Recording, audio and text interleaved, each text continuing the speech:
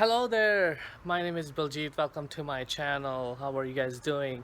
Today I'm going to be talking about how I got scammed, or did I? So it all started about 10 years ago. I bought a 1997 BMW M3 and it was a four-door automatic. It's one of my bucket list cars that I always wanted to have, like E46 M3. So it was a four-door sedan. It still was a legit M3. It was salvaged because it was hit in the front, so I replaced everything. So I was working on that. I was trying to do a manual swap on that car.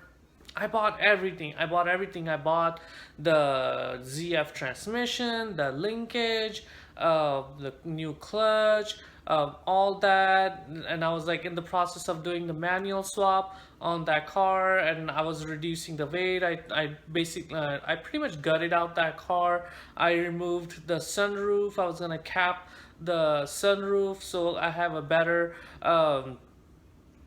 center of gravity in that car, because I like going in the canyon runs and just driving it in the mountains. It was like a really fun car for doing that kind of stuff. It was quite fast. It wasn't a slow car, but it wasn't a 2020 fast. And especially it wasn't a 2020 C8 Corvette fast. If you saw my other videos, you know what I'm talking about.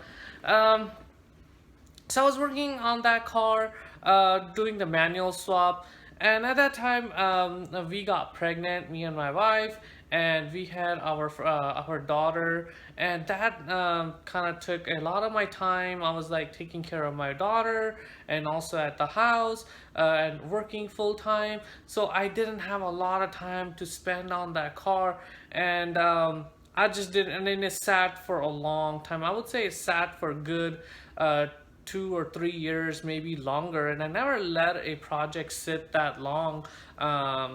When like I have most of the stuff that I can do, or anything like that. Um, I was like, okay, maybe I won't be able to get to this project, and it was almost like to the completion. I had installed the transmission, everything. It was almost there. But then I decided, okay, I can't finish it, so I'm just gonna get rid of it. Maybe get something that's already running, and something manual. So I put it on Facebook, and a guy reached out to me from out of state. So that's one of the red flags that I should have caught, or shouldn't have dealt with that, and I learned from my mistakes. And this person was from out of state, and he said he had a 1997 E39 540i 6 speed. So that's also one of a very desirable cars, and I was like, all right, and then he said the only thing that was wrong with that car was it was leaking oil from the valve cover gaskets. And I was like, oh, that's not bad. Thinking about valve cover gaskets, I changed a ton of those in just like a couple hours, and then you're done. um so he drove. I was like, all right, this guy's gonna drive from out of state. He drove almost like 10 hours, or 8 to 10 hours to do this deal with me. And then and I did a lot for that guy. But anyways, I don't want to talk about that. But as far as the deal, so he came. The car was definitely leaking oil. It was smoking. It was dripping on the manifold. And then he said it was the valve cover gasket. And I was at a point, I want to make excuses, I guess. It's like I was at a point in my life where I was trusting people, and didn't have time to just just like my mindset was not there, I guess. So I just trusted this guy, and I traded him my car, my running, but the project still. My car was running. It had no oil leaks, nothing like that. Just needed the 5 speed manual swap completed, and it would have, be on the road, a good running car, even though it was salvaged. But anyways, We did the thing. The guy took off with my M3, and I have this 540i. So I started driving it, I registered it, it was fine. And then I was like, okay, let's fix this oil leak. So like the guy said, it was a valve cover. So I bought a valve cover gasket, I replaced it. Didn't fix the problem, still leaking oil. I was like, okay, maybe I don't know, maybe I'm not, maybe this I never worked on a V8 BMW, so maybe there's something that I'm not doing right. These things can be finicky. Maybe I'm not not torquing it down or whatever. So I took it to a mechanic. I took it to a BMW mechanic that works on BMWs, and then he also replaced the gasket, valve cover gasket, and it was still leaking. I think so that was one of my faults. I should have told the mechanic to find out why it's leaking, rather than I just told him to replace the gasket. Mechanics are, the ones that are been around. They, I guess a good mechanic would be like, oh, can I diagnose it? But he was just like, okay, if that's what you want me to do, he'll just do that. And I think I was very adamant about it, and that's what it was. It wasn't. I don't want to blame the mechanic, because I think it was also my fault. I was really adamant that, like, it is the valve cover gasket, and just replace it, and then that's it, and that's all I want done. You know how, like, when you go to a mechanic, you don't want them to be looking around or whatever. You want them to just fix what you want fixed, and then you want to be out of there, because then they're gonna be like, oh, you need a cabin filter, you need this, and blah blah blah, some blinker fluid. Since it's a BMW. Anyways, so I bring the car home, and it's still leaking. I took it back to the mechanic. I was like, you changed the valve cover. Maybe you didn't do it right. Can you check it? And then he checked around. He said, no, it's not the valve cover. And then he's like, okay, let me take a look. And then he started looking, and he took those mirrors that you can, look at the spots where you can. So he took a flashlight and that mirror, and he started looking. And then he told me, guess what it was? It was the cylinder head. The cylinder head was cracked. And I brought it home, and I started doing my inspection, and I got the mirror and started looking in there.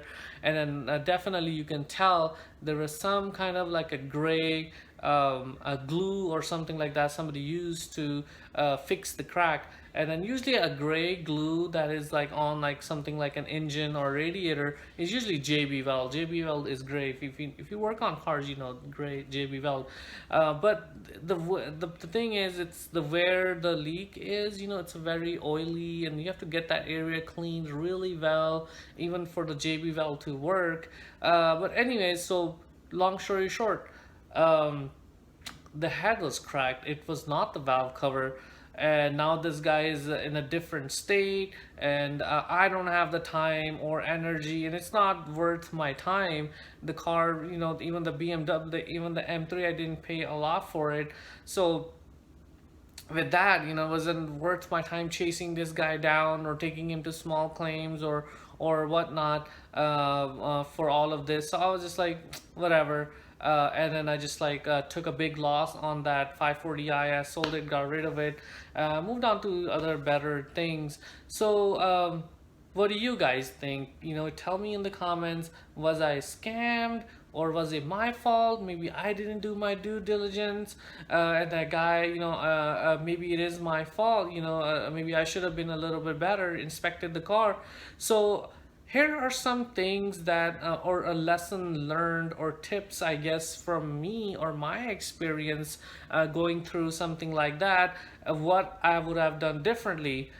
First thing that I would have done differently is I would not have deal with somebody that is like out of state, and then deal with somebody that is local. And the reason you want to do that is because more than likely somebody that is local and that lives in your city or close by is not going to try to scam you that big, because they know it's not it's that I can, it's very easy for me to chase this person down, take them to small claims or whatnot, so or create a problem from them, where this guy's from out of state, so he knows once I'm gone, like, the likelihood are like very slim that I'm going to do that. So he basically took advantage of that. So that's one thing. Don't deal with people that are out of state on deals like that unless it's a perfect car. Even then I would try to just work with people that are local. And then second, you should inspect the car, and then really find out what's going on. Maybe take it to a local mechanic and just spend some time like that. So that is even if you can be an expert and be working on car, and sometimes you can get like things like that, like, oh, the oil leaks and water leaks are really tricky because they can be coming from somewhere internally, and it looks like, oh, it's just some seal or whatever, where it could be coming from like something major.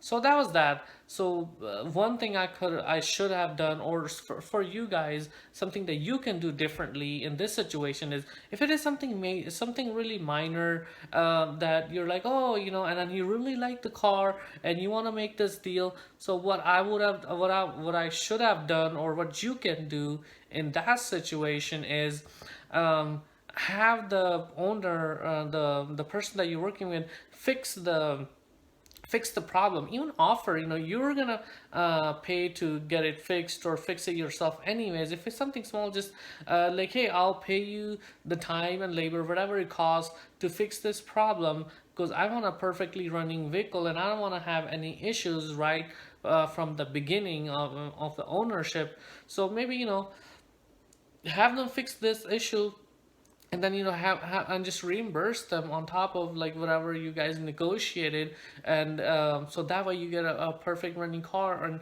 and then there's no issues when you buy the car from the beginning.